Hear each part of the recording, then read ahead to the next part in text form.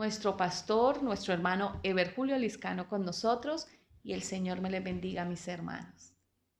Dios les bendiga, amados hermanos.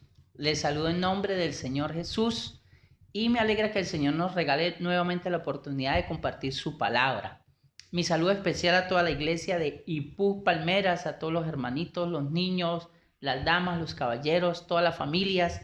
Pues hoy es un culto de familia, donde vamos a meditar en la palabra de Dios con un tema de familia. El tema en esta ocasión es la responsabilidad espiritual con los hijos. Vamos a compartir un momento de ese tema, la responsabilidad que tenemos nosotros como padres, una responsabilidad espiritual que tiene todo padre, toda madre de familia con los hijos. Entonces quiero compartir un paralelo entre los dos hijos de Adán y Eva, entre Caín y Set, porque todos ustedes conocen la historia que Caín mató a Abel. Entonces, en reemplazo, Dios le dio a Adán y Eva a Set. Quiero que miremos estas dos líneas, la línea de Caín y la línea de Abel, cómo cumplieron esa responsabilidad espiritual con sus hijos, cómo lo hizo Caín y cómo lo hizo Abel, para sacar grandísimas lecciones para cada uno de nosotros los que somos padres o aquellos jovencitos, aquellas jovencitas, hermanos que quieren ser padres, que en sus planes está llegar a ser padres. Vamos a sacar unas lecciones muy bonitas y muy grandes de estas dos familias, de estos dos hombres, de estas dos linajes, de estas dos descendencias. Cómo hicieron, le repito, la responsabilidad espiritual con sus hijos. Ya que ser padres, hermanos, es tal vez humanamente hablando una de las experiencias más hermosas que uno puede tener. La experiencia de ser padre es algo extraordinario, es algo hermoso, es algo trascendental. Realmente uno como padre termina trascendiendo en los hijos. Y uno muere, pero parte de lo que somos sigue en nuestros hijos y seguirán los nietos y sucesivamente. Pero junto con este privilegio, con este honor de ser padre, con lo bonito de ser padre, juntamente con ello vienen una gran responsabilidad, una grandísima responsabilidad, y me refiero a la responsabilidad espiritual, al ser un buen padre cristiano, dejar una herencia a los hijos, no solamente material, sino espiritual, en enseñar a nuestros hijos a vivir para Dios. Es tal vez uno de los retos más grandes que debe enfrentar cada padre y madre de familia. Entonces, por medio de estas dos historias que les decía, quiero compartir algunas lecciones. En esta ocasión, el día de hoy, vamos a ver la primera parte de esta enseñanza de la responsabilidad espiritual con los hijos. Les decía que vamos a hablar de Caín y de Set. Hoy vamos a hablar solo de Caín, solo de eso vamos a hablar. Entonces, este primer punto es cómo lo hizo Caín como padre, hablando desde la perspectiva espiritual de padres.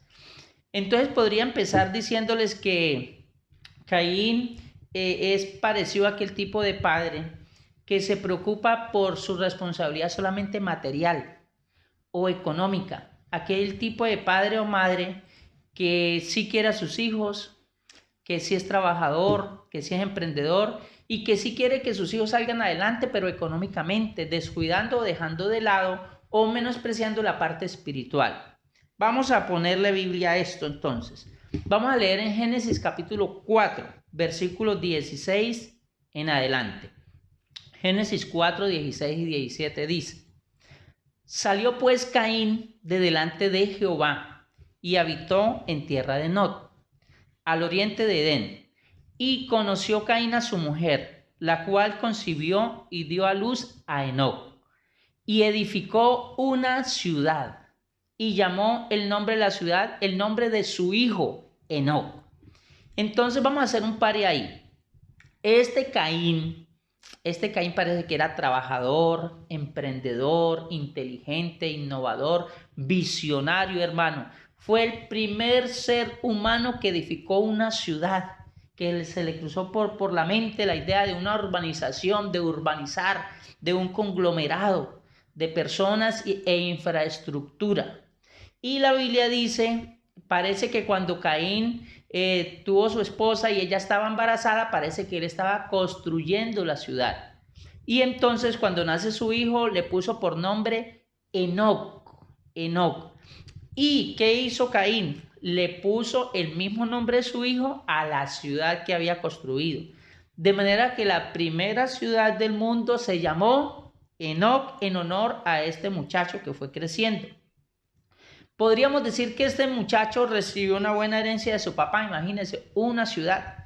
Podríamos decir que este muchacho empezó a sentirse, a desarrollar el orgullo, ese orgullo que no existió por la otra línea. Luego el próximo culto no se lo vaya a perder de hoy en 8. No se vaya a perder el próximo jueves el culto, porque es por esta línea que el hombre empieza a desarrollar su arrogancia más que todo y otra cantidad de cosas que son muy comunes al día de hoy. El tener una ciudad que llevara su nombre, eso tenía que generarle un impacto psicológico a este muchacho que iba creciendo. Era la ciudad de él, en pocas palabras. Entonces, este muchacho económicamente iba bien. Este muchacho no tuvo el problema que muchos jóvenes han tenido, que dicen: mi papá no me dejó nada, mi mamá no me dejó nada, no me dieron estudio, no tengo nada, no me ayudaron. A este muchacho sí lo ayudaron. A este muchacho sí le dejaron bienes, sí le dejaron una ciudad, sí le dejaron humanamente hablando un buen nombre, una marca. Ya su nombre, podríamos decir que no fue como la primera marca registrada, Enoc, el nombre de una ciudad. Pero lastimosamente en esta primera familia, que es la primera familia después de la familia de Adán y Eva, por supuesto, esta nueva generación, no se habla nada de Dios. En esos versículos que yo le leí no dice nada que oraron a Dios, que construyeron un altar a Dios, que alabaron a Dios, nada. No se nombra, ni tampoco se menciona el nombre de Dios. Solamente se menciona un hombre trabajador que parece que aprecia y tiene cariño por su hijo y le deja una ciudad e inicia la carrera del materialismo, como lo vamos a ver.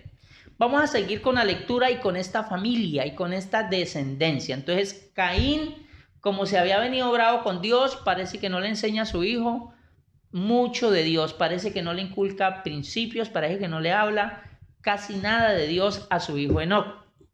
Versículo 18, 4 y 18, sigamos ahora con Enoc, cómo lo hizo como padre y así sucesivamente. Dice: y a Enoc le nació Irad, versículo 18. E Irad engendró a Mehujael, y Mehujael engendró a Metusael, y Metusael engendró a Lamec. Y Lamec, escucha Lamec tomó para sí 2 mujeres. El nombre de la una fue Ada y el nombre de la otra fue Sila. Bueno, aquí sigue entonces la descendencia de los padres que no les importa su responsabilidad espiritual. Sigue la descendencia de los padres que no le importa criar a sus hijos conforme a la voluntad de Dios, que no tienen en cuenta a Dios, no meten a Dios en su familia, que los hijos de ellos se crían sin el conocimiento y sin el temor de Dios, padres que no inculcan principios a sus hijos. Y llegamos a un hombre que es el séptimo de esa generación, un hombre llamado Lamec. Este es el primer hombre que tuvo 2 esposas. Antes a nadie se le había ocurrido tener 2 esposas, antes de Lamec. Este hombre se le ocurrió esa idea de tener 2 esposas. Parece como que su papá, el papá de Lamec, no le contó los principios de Dios. Parece que a este hombre no le enseñaron que Dios en el principio creó a Adán y Eva, una pareja, y que el principio del matrimonio es monógamo, es un hombre y una mujer, y hasta que la muerte los separe. Parece que a este muchacho fue formado sin conocimiento de Dios, no le enseñaban de nada, solamente le enseñaban a echar para adelante, a trabajar, al materialismo, a llenarse, a acumular dinero, etc. Entonces, aquí nace también otro problema. La manera como este hombre Lamec, además de que tomó 2 mujeres, como la manera que las toma, lo que lo movió a tomar a esas 2 mujeres. Sus 2 esposas, la una llamada Ada y la otra se llamaba Sila. Recuerde que todos los nombres hebreos tienen un significado, todos los nombres hebreos tienen un significado. Entonces parece que este hombre toma esas dos esposas fue como por un interés, por algo superficial, por algo, no por amor a la persona, sino por algo que esa persona tenía. ¿Qué significa el nombre de sus dos esposas? Ada significa bonita, belleza, significa algo muy hermoso. Entonces parece que esta mujer Ada era muy hermosa. Entonces parece que simple y sencillamente Lamec se dejó llevar solo por su belleza. No habla nada más, no habla que era una mujer virtuosa, que era una mujer temerosa de Dios, que era una mujer con principios, nada. Solo la vanidad de la belleza y nada más. Y para ser una buena mujer se necesita algo más que belleza, no solamente belleza, algo más que belleza. Este hombre se fijó superficialmente solo en que era hermosa. Y la otra, Sila, ¿qué significa Sila? Sila viene de una palabra que significa sonido. Entonces creen los estudiosos de la Biblia que esta mujer tenía una voz muy hermosa y se cree que ella cantaba, que Sila cantaba. Entonces de esta Sila se enamoró de su voz, de que cantaba muy hermoso, y fue ese el interés en esas dos mujeres, solamente por algo que ellas tenían. Bueno, vamos a seguir adelante. Y así empezó el desorden. Ya ustedes conocen que hoy es normal que una persona tenga una esposa, luego tenga otra, o tengan dos mujeres al tiempo, etc. Ahí empezó este problema. Pero es que hasta aquí donde hemos leído, hermanos, no se ha nombrado la palabra Dios o el nombre de Dios. Son unas familias cuyos padres no cumplían esta responsabilidad espiritual con sus hijos. No le enseñaban el temor de Dios. Vamos a seguir con esta descendencia, los hijos de Lamec y estas dos mujeres. Génesis 4:20, versículo 20 dice: y Ada dio a luz a Jabal, el cual fue padre de los que habitan en tiendas y crían ganados. Versículo 21, y el nombre de su hermano fue Jual, el cual fue padre de todos los que tocan arpa y flauta. Y Sila también dio a luz a Tubal-Caín, artífice de toda obra de bronce y de hierro. Y la hermana de Tubal-Caín fue Naama. Bueno, vemos ahora los hijos de este hombre que tuvo dos esposas, los hijos que salieron de esas dos mujeres, de esa relación.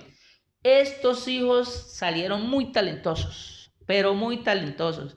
Ahí con esos dos hijos, con esa familia, iniciaron los artistas, iniciaron los músicos, iniciaron los herreros con todas las ramas de los metales, iniciaron los constructores, iniciaron los ganaderos, etc. Con esos dos hogares de Lamec que tuvo, inició lo que hoy conocemos como el materialismo, inició la acumulación de riqueza, inició la avaricia en el corazón del hombre a llenarse y a querer más desmedidamente y empezó una cantidad de cosas que es más o menos lo que hoy estamos viendo, aún al día de hoy vivimos. Entonces inició el reconocimiento de unos seres humanos por encima de otros, como una estratificación social, porque esas personas que eran muy talentosas, esas personas empezaron a tener renombre, esos que cantaban, esos artistas, estas personas que por sus talentos empezaron a destacar y empezaron a tomar una posición unos por encima de otros. ¿Qué pudiéramos decir de esa familia? Seguramente fueron muy prósperos. Fueron los que iniciaron la ciencia y la tecnología, familias que tenían bastante desarrollo. Tenían tal vez los mejores aparatos científicos de la época, por supuesto. Con ellos inició también la carrera armamentística. Con el uso del metal empezaron a crearse las armas. También la producción a gran escala. Se inició, hermano, todo un gran desarrollo. De manera que eran familias súper desarrolladas, era la élite de la sociedad, eran personas económicamente muy bien, personas con muchos talentos, personas con muchas ideas, personas muy innovadoras, personas de renombre. También se inició en ese tiempo con ellos a verse el ser humano solamente por lo que tiene, por lo que produce materialmente. o por su talento, por algo que posee, y se empezó a deshumanizar al ser humano. Se empezó a tratar como si fuera algo o un objeto material. Solo se veía en función de para qué me sirve este ser humano, qué provecho le puedo sacar. Entonces, hermanos, a estas alturas, esta descendencia de Caín, esta sociedad que creó Caín, estas familias que venían de esa rama, eran familias que tenían ya, digamos, permítame la expresión, eran profesionales en muchas cosas. Pero hermanos, de Dios no había nada. No podemos negar, se nota que estas personas eran muy inteligentes, se notan que eran echadas para adelante, se notan que eran creativas, pero ¿de qué sirve todo este conjunto de virtudes, digamos? Algunas son virtudes, otras no, pero sin Dios en su corazón. En el corazón de ellos, de pronto en sus casas habían riquezas, pero en su corazón había pobreza espiritual. Había desconocimiento de la voluntad de Dios. Dios no estaba en los planes de estos muchachos, de estas familias, de estos hogares. Dios no estaba en sus proyectos. A ellos cada uno hacía lo que le placía, le venía una idea a su mente y la ponía en marcha. Si a Dios le gusta, no importa. Si Dios lo aprueba, no importa. Si Dios quiere, no importa. Yo creo que la palabra para ellos, si Dios quiere, no existía. ¿Por qué? Porque ellos empezaron a centrarse en el ser humano, en lo que yo quiero, en vivir. ¿Cuál era la filosofía de ellos? Vivir para ellos, hacer lo que ellos querían, echar para adelante a ellos sin tener en cuenta a Dios. Entonces Dios no estuvo en ellos. Ellos aprendieron que sus talentos eran para el provecho de ellos y no para el servicio a Dios, no para ponerlos a los pies de Dios. Ellos creyeron que todas las virtudes y los talentos eran para el disfrute, para el placer y para el orgullo humano.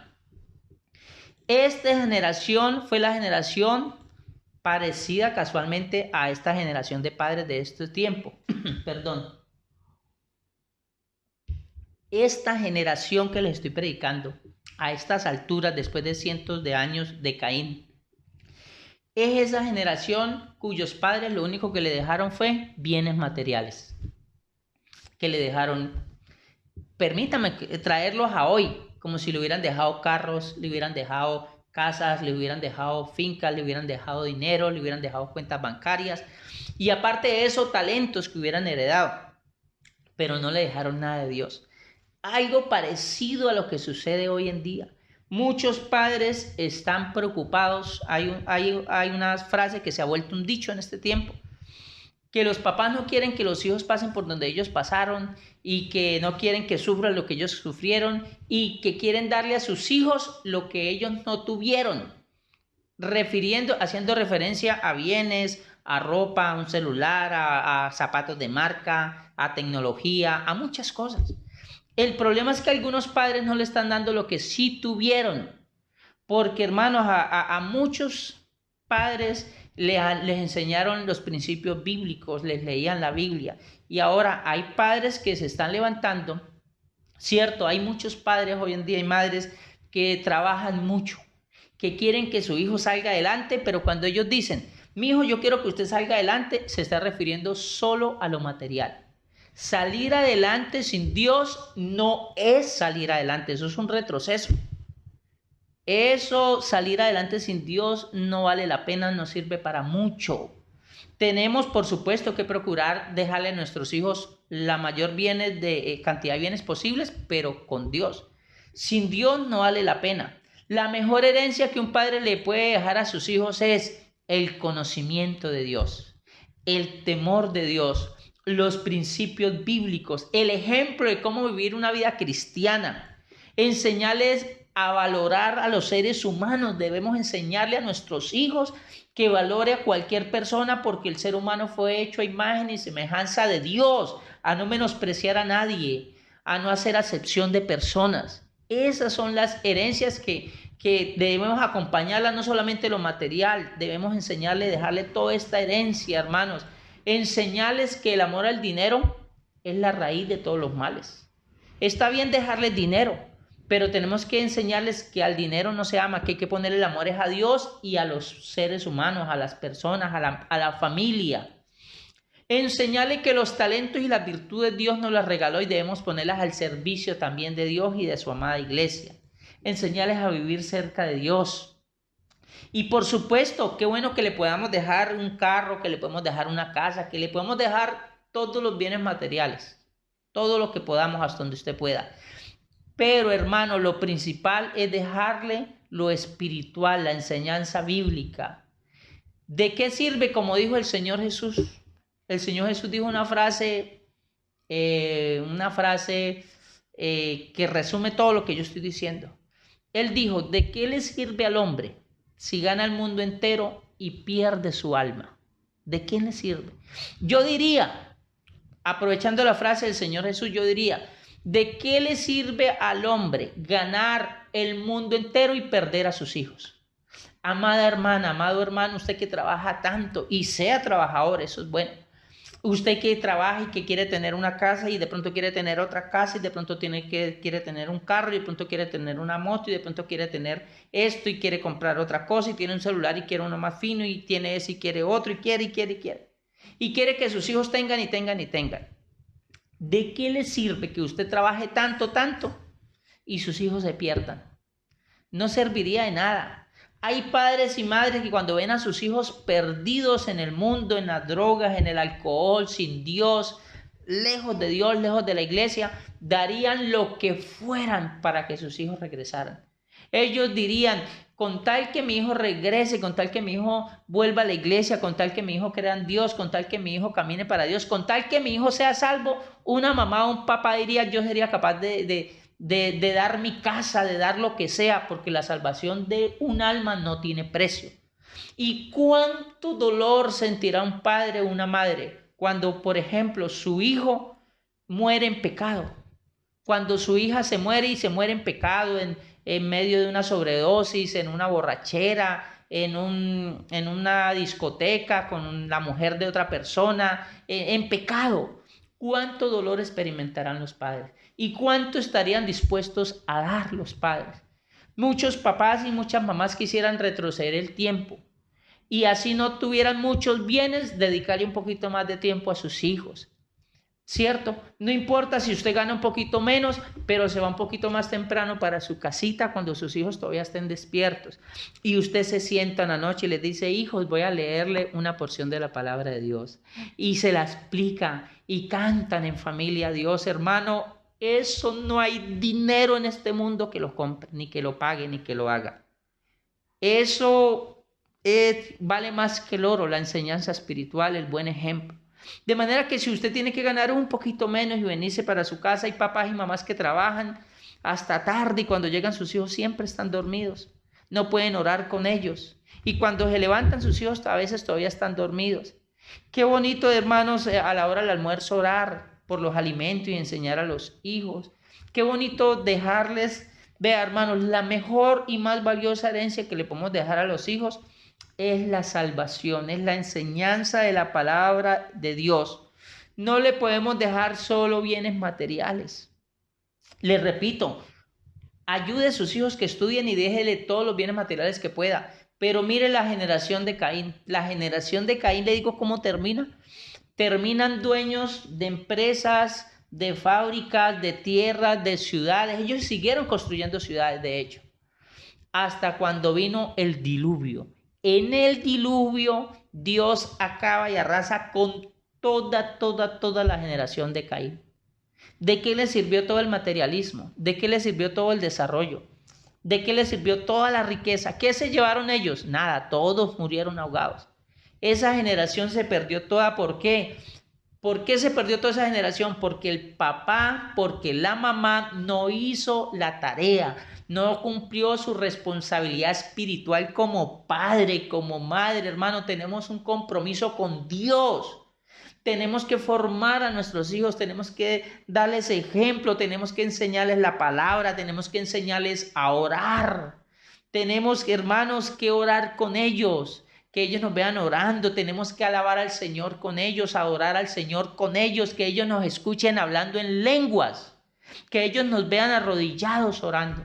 Que su hijo entre al cuarto y vea que usted está arrodillado, de pronto en la tarde, hermana, usted hace almuerzo y en la tarde le queda un rato libre, se arrodille por ahí a orar, que su hija, que su niña vaya y vea que su mamá está orando. De pronto su niña va y se arrodilla al lado suyo y se pone a orar, hermano. Entonces, por favor, estamos en un problema actualmente. Los papás se les metió en la cabeza que tienen que darle de todo a sus hijos, cumplirle la mayor cantidad de caprichos. Y entonces los papás no les está quedando tiempo para cumplir la tarea más grande, para entregarles el bien más preciado, que es lo espiritual. Entonces los papás no tienen tiempo para orar con los hijos. Los papás no tienen tiempo para enseñarles la Biblia a sus hijos en casa. Los papás no tienen tiempo para aprenderse un salmo de memoria con sus hijos. Los papás no tienen tiempo para sentarse a ver el culto con sus hijos. De pronto a la hora del culto se ponen a ver una película o a jugar o a entrar por celular a mirar el Facebook nada más. ¿Y qué está haciendo ese papá, esa mamá? Está enseñándole a su hijo que el culto no tiene importancia, que es más importante la película, o que la película no, que es más importante el ser humano. ¿Qué enseñanza le está dando? No, si usted quiere verse la película, complázcase a sí mismo. Véase la película, siga jugando, siga en el video, siga en el juego. Lo de Dios después. Pero hermano, cuando venga la hora del culto, así sea el culto virtual, jueves 7 de la noche, y ustedes estén viendo una película y ustedes estén jugando, para el juego, pare la película y dígale, hijos, dígale al esposo, mi amor, dígale a la esposa, mi amor, es la hora del culto, pare la película, pare el juego. Eso es una grandísima lección para sus hijos. Usted le está enseñando a sus hijos que por encima de Dios no hay nada. Usted le está enseñando a sus hijos que primero Dios, que Dios es lo más importante, que para Dios se le saca tiempo, que no hay que vivir para complacernos nosotros todo el tiempo, tenemos que vivir para Dios. Y ellos van aprendiendo. La próxima vez, porque es que a mí me ha pasado, hace un tiempo era el día del culto, yo estaba ocupado y ahora el culto y me dijo, papi, hoy es el culto, mire, son las 7 de la noche. Y él estaba haciendo algo, pero ellos ya tienen metido en la cabeza, martes, jueves, sábado, a las 7 de la noche es el culto. Nosotros también vemos televisión. También algún sábado hemos estado viendo una película cuando llega la hora del culto. Hasta ahí llegó la película. Que está muy bonita. No, es que ya es el culto. En esta casa no hay discusión por ese tema. No, mis hijos no me dicen, papi, pero la película. No, ellos saben que primero siempre es el culto. Nunca me discuten eso. Entonces es una gran lección. Y ahora, ¿qué dirá Dios cuando ve que nosotros estamos jugando, viendo una película, que nos gusta, que Dios conoce nuestro corazón, y decimos, no, pero es el culto, y paramos y ponemos el culto? Yo creo que Dios sonríe, yo creo que Dios se pone agradado y contento. Así que, amados hermanos, vamos a cumplir nuestro rol como padres, nuestra responsabilidad espiritual con nuestros hijos. Se los ruego en el nombre del Señor Jesucristo. Los hijos, usted y yo, nos vamos a morir. Los hijos continuarán. Y si nosotros no hacemos la tarea con nuestros hijos, ellos tampoco lo harán con los hijos de ellos. Y en unas generaciones ya no habrán cristianos.